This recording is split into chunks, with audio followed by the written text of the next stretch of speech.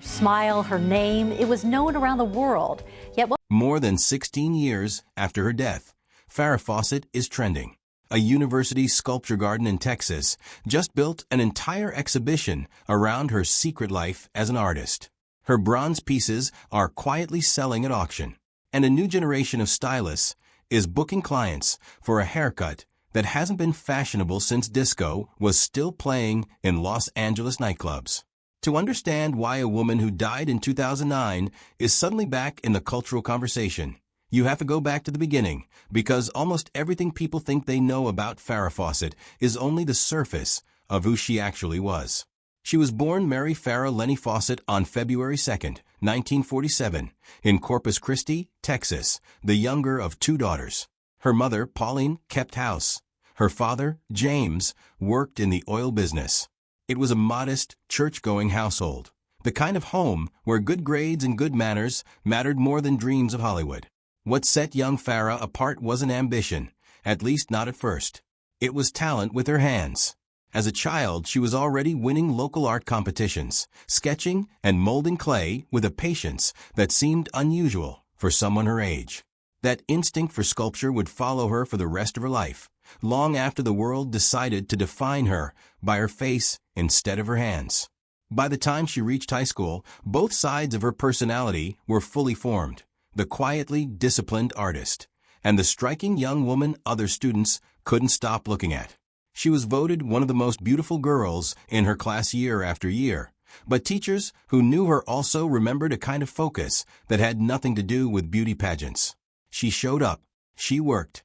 That combination, glamour on the outside, discipline underneath, would define her entire career, even when the outside world only ever wanted to talk about the glamour.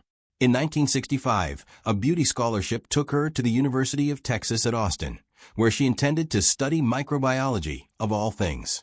She pledged a sorority, settled into dorm life, and for a while it looked like she might simply become a well-liked college student who happened to be extremely photogenic. Then her picture started circulating. She was named one of the 10 most beautiful co-eds in the country, a Hollywood publicist noticed, and the trajectory of her life quietly rewired itself. At 18, she made the decision that alarmed her conservative family. She left school and moved to Los Angeles to try acting, with no contract, no connections, and no guarantee of anything. Hollywood did not roll out a red carpet for her. She modeled shampoo. She worked in print ads. She took whatever paid the rent while she tried to get noticed by anyone who could get her in front of a camera for something more than a commercial. In 1969, hoping to break through, she posed nude for Esquire magazine. It was a gamble that split opinion instantly. Some saw it as daring. Others saw it as career suicide before her career had even started. The backlash was real, but so was the attention, and doors that had been closed to her for 2 years suddenly opened a crack.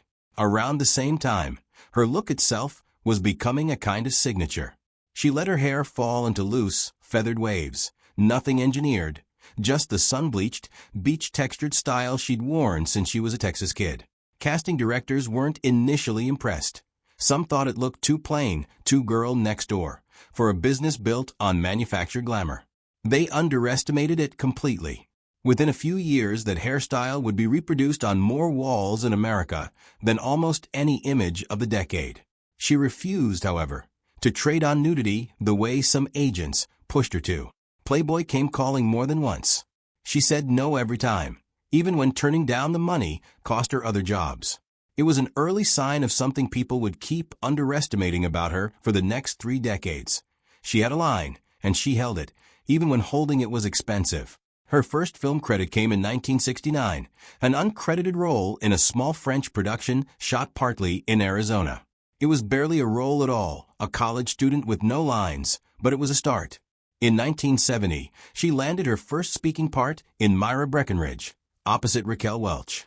The film, adapted from Gore Vidal's novel, became notorious for its chaotic production and explicit content, and Fawcett later said she felt pressured into the project by her then-boyfriend, actor Lee Majors. It flopped critically, but it made her more visible than ever, proof that in the entertainment industry, notoriety and opportunity are sometimes the same currency. Through the early 1970s, she picked up guest spots on shows like The Flying Nun and The Partridge Family, small parts that nonetheless kept her face in front of audiences. But a pattern she'd later grow to resent was already forming. Scripts were rewritten to emphasize her looks over anything resembling a character. She wanted meteor material. Hollywood wanted a poster. She got exactly that in 1976, when photographer Bruce McBroom shot her in a red one-piece swimsuit for what became the single best-selling poster in American history, more than 12 million copies sold. It turned her into an image before it turned her into an actress people took seriously, and she reportedly disliked the reduction even as the royalties poured in. In later photo shoots, she began quietly slipping in references to her own sculptures, trying to nudge the conversation back toward the fact that she made things, not just pose for them. That same year, she was cast as Jill Monroe on Charlie's Angels, which premiered on ABC in September 1976 and became an immediate sensation, at one point drawing in a staggering share of the national television audience. Fawcett, almost overnight, became one of the most recognizable women on the planet. Fame came with a bill. The production schedule was brutal, the tabloid attention was relentless, and her pay, reportedly around $5,000 an episode, didn't remotely reflect what she was generating for the studio in merchandising alone. She pushed for better material for her character, and for a bigger cut of the licensing profits the show was built on. The studio said no. So after just one season, Fawcett walked away from her contract entirely, a move that shocked the industry and triggered a lawsuit from the production company, which wanted to hold her to her original deal. It was an enormous risk. Very few stars in that era dared to challenge a hit show's ownership over their image and their financial share of it. The dispute eventually settled, with Fawcett agreeing to return for a handful of guest appearances, but the fallout lingered. Producers and casting directors did not forget that she had said no to them, and for years afterward she paid a quiet professional price for standing her ground. It also set a precedent other actors would later point to, proof that even the face on a hit show's poster could push back against the machine that made her famous. The years right after Charlie's Angels were unkind to her film career. Logan's Run in 1976 gave her a role she'd been rushed into with almost no preparation, and critics singled her out as the weak link in an otherwise ambitious production. Somebody Killed Her Husband, a 1978 mystery comedy co-starring Lee Majors, landed with a thud at the box office and drew some of the harshest reviews of her career. Sunburn in 1979 saw her attempt something riskier, a con artist role with stunt work she performed herself, but it too underperformed, and she later said she regretted some of the choices made on that film. Saturn III, released in 1980, was a particularly difficult production. Fawcett has said she felt pressured into scenes that made her uncomfortable, and the finished film performed poorly both critically and commercially. It marked a genuine low point in a run of films that hadn't found the audience or the respect she was chasing. Then, in 1981, came The Cannonball Run, a box office hit that also carried real tragedy behind the scenes. During filming, Fawcett's stunt double Heidi Von Beltz was seriously injured in a car accident on set involving a vehicle with a steering malfunction, an injury that left Von Beltz paralyzed. It was a devastating event that stayed with Fawcett for years and reportedly made her far more cautious about physical stunt work going forward. By the early 1980s, she was fighting typecasting on every front. Agents whispered that her moment had passed. She was, by her own later admission, financially strained and professionally unsettled. A strange position for someone whose face had once been the best-selling image in the country. The turning point came in 1984 with A Burning Bed, a television film in which she played Francine Hughes, a real woman who killed her abusive husband after years of violence.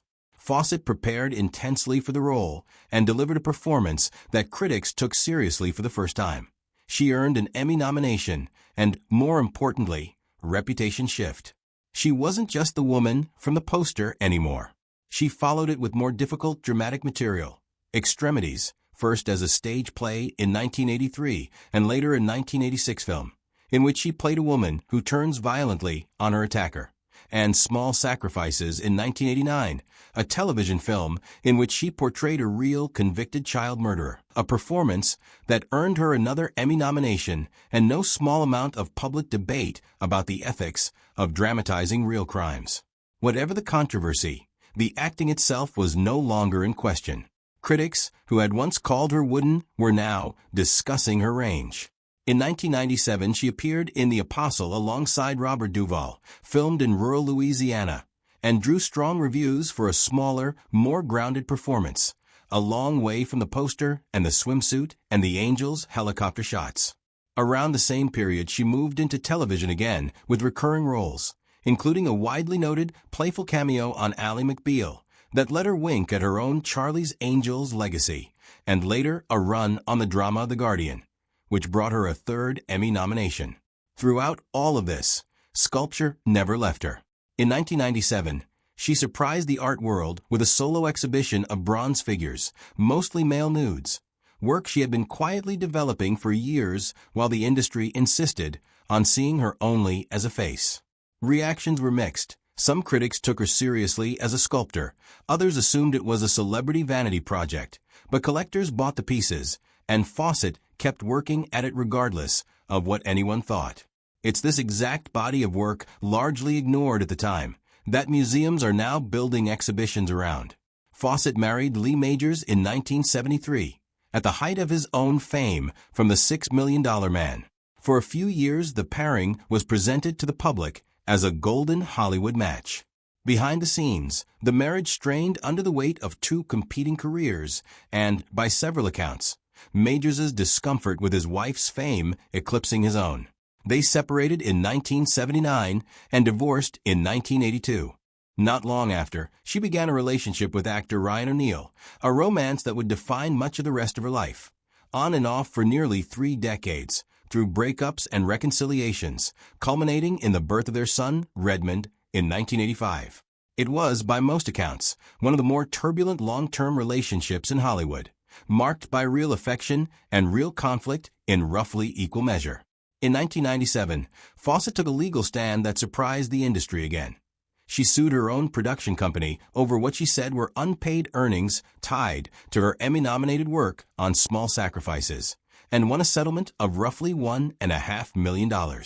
Stars rarely sued the studios they depended on for future work, and the move cost her some goodwill in certain corners of the business. But it reinforced the same pattern that had defined her Charlie's Angels exit 20 years earlier. She would rather fight for fair treatment than stay quiet to protect her image. That same year, she became the victim of a violent attack by her former boyfriend, film producer James, who struck her head against a driveway during an argument, was convicted of misdemeanor battery in 1998 after Fawcett testified in court. It was a rare instance of a major public figure testifying openly against an abuser, and it added her name to a broader, difficult conversation about violence against women in the entertainment industry, one that Hollywood was still, at the time, deeply reluctant to have. Her son Redmond has struggled publicly and repeatedly with drug addiction in the years since his mother's death, including a serious 2018 arrest on charges connected to a string of violent incidents in Los Angeles. It's a difficult postscript to her story, a reminder that fame and money were never a shield against the hardest parts of family life, for Fawcett or for the people she loved. In September 2006, at 59, Fawcett was diagnosed with anal cancer.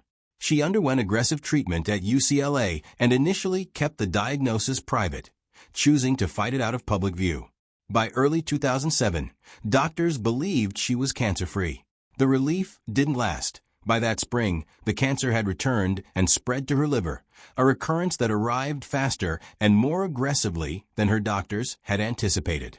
Rather than retreat from public life, Fawcett made an unusual choice. She asked a close friend to document her treatment on camera, and the resulting footage became the documentary Farrah Story, which aired on NBC in 2009 and was watched by millions. It showed hospital visits, hair loss, and the exhausted, unglamorous reality of cancer treatment, a deliberate rejection of the polished image she'd spent decades being defined by. She wanted people to see what the disease actually looked like, not a softened version of it. She also traveled to Germany during her treatment, seeking experimental options unavailable in the United States, a decision that drew both criticism and admiration. Criticism from doctors skeptical of unproven treatments, admiration from patients who saw a famous person willing to fight for any option available to her, however uncertain. Farrah Fawcett died on June 25, 2009, at St. John's Health Center in Santa Monica, at the age of 62. Ryan O'Neal was by her side. Her death was largely overshadowed in the news cycle by the death of Michael Jackson on the very same day, a strange, almost cruel footnote to a life that had spent so many years fighting simply to be seen and heard on its own terms. She was buried at Westwood Village Memorial Park in Los Angeles. In her will, she left the bulk of her estate to her son and her father, and set aside a significant portion, several $1 million, to establish the Farrah Fawcett Foundation, dedicated to cancer research. In the years since, the foundation has funded a substantial body of research into the disease that killed her, turning her final public act into one of her most lasting contributions. So why is a woman who's been gone for more than 16 years suddenly part of the conversation again in 2025? Part of it is simply timing and rediscovery.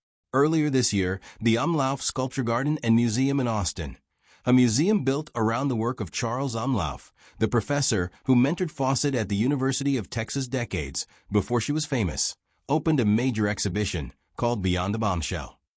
Built in partnership with the Blanton Museum of Art and Fawcett's own family, the show pulls from a trove of previously unseen material. Her handwritten letters, her annotated scripts, and her sculpture, presented not as a celebrity's side project, but as the work of someone who trained seriously and cared about it deeply. It's the first time in years that Fawcett has been the subject of a major exhibition built around her mind rather than her image, and it's reintroducing her, quite literally, to people who only knew the poster and the hair.